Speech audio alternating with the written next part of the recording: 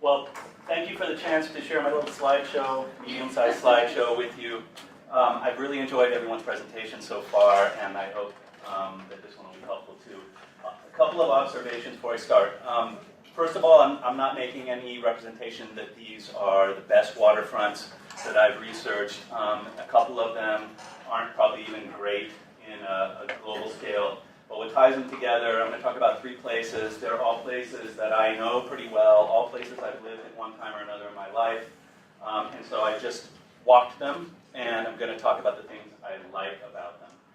The second thing is that, kind of following some of the stuff that Melissa was saying, I realized that I'm talking about both land use and design and infrastructure.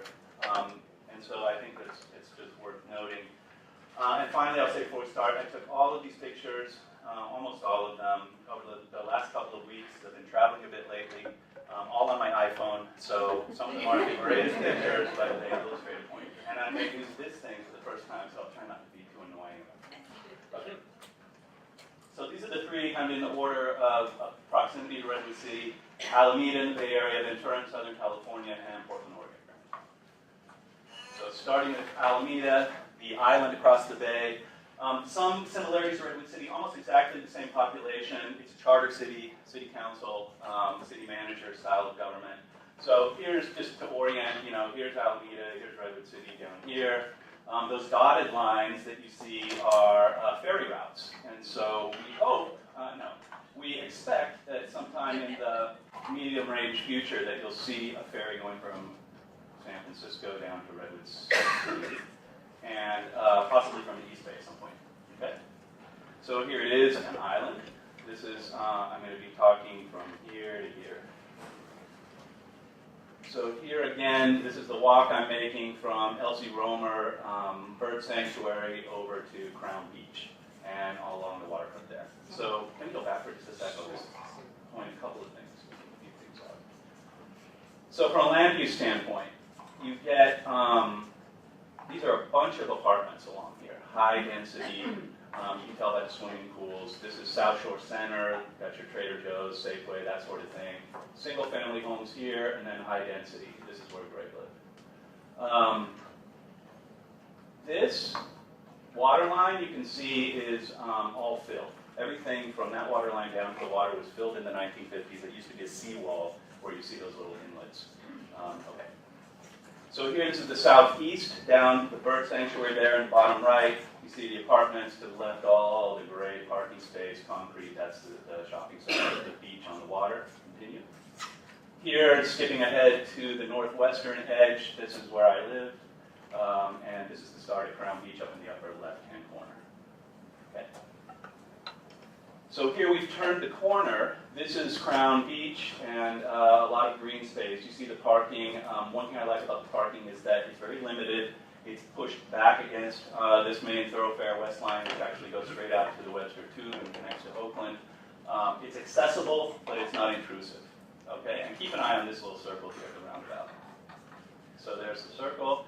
This gives you the bigger view. What you see is lots of green space, big dog park, tennis courts, baseball, basketball, lots of green space. People play soccer here on a warm weekend, and the beach.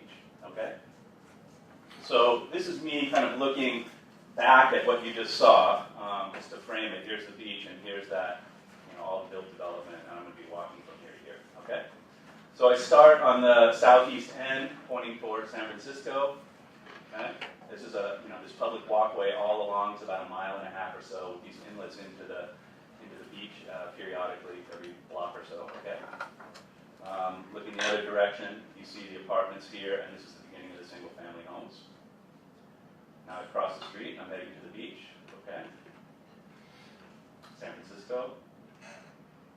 The other direction, heading southeast. Here's the apartments. This is looking southeast out across the bay. That's San Mateo County, those hills. Redwood City was about there. And here's the end of the single-family homes, a bunch of super high density, well, relatively high density, hundreds and hundreds, thousands of people living in this corner here, San Francisco. Okay. Greg's apartment, moved moved there because Alameda was relatively affordable when my son was born 11 years ago, so about 12 years ago. Okay? So I'm looking out from the apartments, there's a bay, this walkway again along the whole shoreline. Continue. See the kite. Here, paddle boarder, kites or sailboarder. Okay. Looking across the street, this is a kind of a little kite sailing school. Note these people here across the street. Kissing. I realized in my travels that there's something that I thought of as a kissing quotient. And one measure, apparently, of a good waterfront is whether people are comfortable making out in public. Inspired by the waterfront. I mean, I think there's something to it. Continue. All right, here's the beach. Next. This one, what I wanted to illustrate is the beach is pretty truncated here. It's a sharp drop, and that happens periodically. Mike Giari talked about dredging, the silting in of the bay. The same thing happens on the land's edge. And so periodically you see big bulldozers come by and have to kind of reform the beach, essentially. Okay? Let's project. Okay. So now we're pointing out toward the green space. Here's a little kite school. Continue. Oh, back up for just a second, if you would. Here's the edge of the parking bathroom. Okay? Maintenance. It's required. This is a front loader taking sand away and grading it. Okay? You just kind of slowly go through here. It just gives you a sense of the scale of the green space. One more. Lots of it. Again, this is like a Wednesday morning at 10 in the morning. On a weekend, you'd see 1,000 people there. Picnic space. That's where I had my son's first birthday. Bad picture, but this says San Francisco Bay Trail. So all this stuff we're walking here is part of the Bay Trail. Okay? Now at the far end, the southeast end, the bird sanctuary. Okay? This is about 5 o'clock at night. You can just run through these. Just gives you the sense of, place for people, creatures where people can't walk. Pause here for a sec. Information. Okay. This is Crab Cove's kind of the equivalent over there of MSI, educational programs, tide pools, stuff like that. And concerts on the cove, bike programs. Okay. And here is, just to put, my aesthetic in here. It's across the island on the other side of the channel. It's the Port of Oakland. See sailboats, birds, big tanker. I like this view. I like to hang out there and just, sit there, and it's a good view to me, and it is to a lot of people as well, a working waterfront. Okay. And just to interject, I'm actually, Laura mentioned it, we're doing the Bay Trail from about right here back. And we've had the same impression that this is an incredibly dynamic space to be in. It's amazing to see those tanker ships come in, they get turned around, see the marine operations. My children love to come down here. It's just one of those wonderful open spaces around the edge of the bay. Yeah, kids and heavy industry go well together. Yes. From a distance. Yeah. Okay, so Ventura, California. This is kind of where I grew up, Ventura County. The city that, the freeway down there is named after, Ventura Highway. Okay? So just to orient you, here's Santa Barbara, here's Los Angeles. Here we are. From above, I'm going to focus on the Ventura Pier. Here's the fairgrounds. Here's the freeway, Ventura Freeway. There's a freight rail line. It's the 101, isn't it? It's the 101. Yep, Yeah, down there, the Screaming Eagles Highway. Can't see it, but it says San Buenaventura Beach. Okay. The pier. We just continue through here. Okay, seafood. We're approaching a place for kids to play. Appropriate for the beach. Happy 11-year-old boy. That's what happens when you ask him to smile. Okay. A welcoming cage of a, well, so you have to look here at night. Continue. Facilities. Vintage utilities. Ferris wheel. Looking one direction off the pier. Okay. Looking the other direction. Right there by the freeway. A little bit of parking. Again, this is a weekday. Last Friday and 4 in the afternoon. Okay. All right, get ready for it. Continue. Kissing. Kissing. Okay, Information, history, identity for the city. That's stuff. Again, coastline commerce dates back centuries with the shoe match. Okay. Caught my ear. The freight train is running by right there. You can't see it, but like bell. All right, Portland. Portland, Oregon, the land of food carts and dog-friendly 4-star restaurants. So here this is really complementary to what Matthew was saying in that this is River Place he was talking about. From here, I walked from here to Tom McCall Park right up to here. So I'm basically going to enter at the Morrison Street Bridge, walk to the Hawthorne Bridge, walk in this green space, and look over here and here where Matthew was. Okay. So here's the Morrison Street Bridge, Tom McCall Park. The idea for this was in the early 1900s, there was a recommendation that this be a green space because they had built a seawall, and it turned out, to keep the water away from people, you're also keeping the people away from the water, and the vision was realized by Governor McCall in the 70s. So it's a really, this walkway just goes on and on. Okay, and you move a little bit further to the south, here's some event staging. This is actually taken, conveniently, these satellite pictures on Google were during the Blues Festival. Just happened at the beginning of July, probably was last year, okay? Here are all the people on the green space. Here's the stage. These are all boats out in the water looking at the stage. And this is River Place. This is the hotel that Matthew pointed out, okay? And another view of it. Here's the stage from the water, okay? And this is River Place. These are those high residential towers that Rick showed us last time, and you saw in some of the pictures. Okay. Here, just looking from those towers east this is OMSI, the Oregon Museum of Science and Industry. This I took pictures but cut them out because it's obviously a longer presentation. The East Bank Esplanade also walks literally under and right alongside the freeway for miles and miles. Dredges. Okay. There's the East Bank Esplanade. Here's OMSI Museum. It just walks, no problem, right under and along the freeway. Okay. Okay, so here I'm starting on McCall Park, and this was Sunday night at about the sunset, like 8:30 to 9:30 at night. So it's kind of a different view. Probably won't show up well here. Okay, so we walk into green space. The Portland, an old steamer, continue, is used as the Oregon Maritime Museum. You actually go on it. It's an old paddle wheel boat. Continue. Information about it,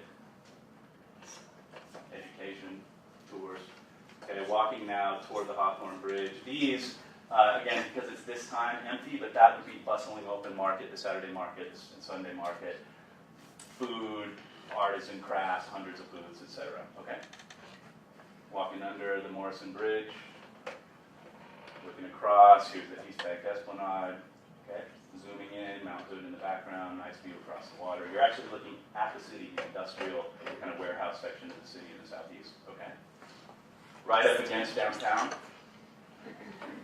All right. Yeah, walking. What you can't see here is this is a ramp. So it's graded, 2 different levels, accessibility. Okay. The Rose, Portland is the Rose City, so identity of the city, fountain, public space. Okay. Facilities. This is my pocket. Okay. Okay, get to the Hawthorne Bridge. Continue. Looking across, there's OMSI. Okay. There's those towers. Here's where the concert was. Okay, continue. Walking toward that big green space, here's where the stage was. That's where all those people were. Okay. Fantasy interlude. I didn't take this. Okay. Didn't take that. Didn't take that. That's Robert Plant, probably singing When the Levee Breaks. Didn't take that. Joe Louis Walker, wish I'd taken that. Didn't take that one either. Back to reality, walking along. Here's again that hotel. These guys, always there, a bunch of geese. 50 geese at least, okay? Turning around. Okay. Oh, intimate space, continue. Not as friendly in right, right here, right down on the water. So, here's I-5 South, right under the road, right proximate to the freeway, no problem. Cruise ship, tourists, Portland Spirit, cruises around, okay? Walking back, see there's the Portland, as Matthew mentioned, attention to kind of maritime artifacts, because these little moorings here is kind of the maritime furniture. Okay? Okay? There's Portland again. Keep going. Back where we began, the Maritime Museum, and close with a typical hand-in-hand skateboarding into the sunset. That's Portland. Okay. And finally, my reflections. What did I learn from all this? Just kind of go through here. I figured I was walking by myself, needless to say, it could be for single people as well, but I think we take care of those things deliberately. It's good for a guy like me walking around. And by the way, those pictures of the kids is purely professional, all for your benefit. Not strange at all that I was taking pictures of people. Places for creatures, birds, sea life, pets, okay? All these things I find in all these places. Can't underestimate this, of course, shade. People literally touch the water. I like the beach. One of the first presentations we had, floated that idea, the gentleman from Arizona. Okay? From the pier, I like that view of the water from over in the water, literally. Views not only of the water, but back at the city from the waterfront, and views of the working waterfront. Okay? What brings people to places like this? I mean, these are some of them for sure. At least certainly in Portland, the food, the music, the markets really make that place hop on the weekends especially. Okay. Again, every one of these made some connection to the city's history. There's some educational component, little features of identity. It's all about walking wheels in the water. Not too much parking, should be accessible, but you really don't want a lot of parking in cars in this kind of space, in my view. Okay. Accessibility for people with different abilities, but also close to transit. That's Portland, and I think the Alameda parking is a nice kind of compromise. All these proximity to homes, especially in Alameda, downtown in Portland, to the freeway in Ventura and in Portland, all works pretty well.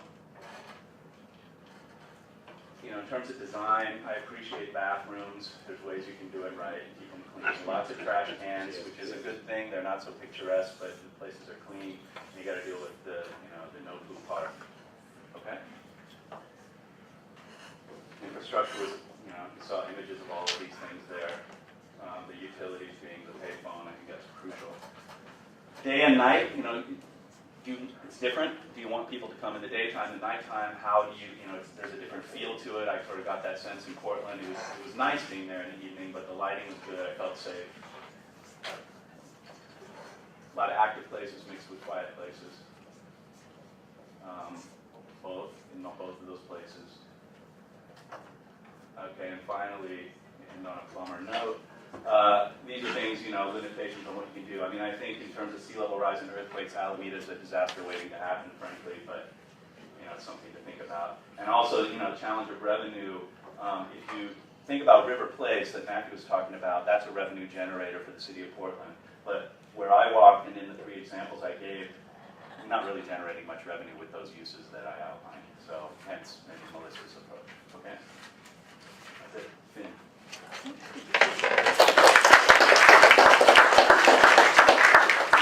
Some very clear themes developing. Thanks very much. How I spent my summer vacation.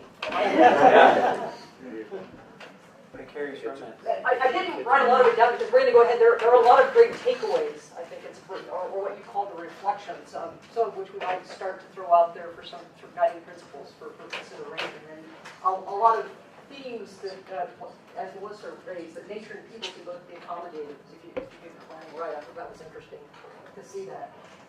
Any questions, comments before we move to the next one? My only comment, and I love the presentation, Craig, was that, I look at those waterfronts as being pretty expansive. You look at the Oakland estuary, you look at Alameda Beach. I mean, we're looking at an expansive area of miles of open space and water.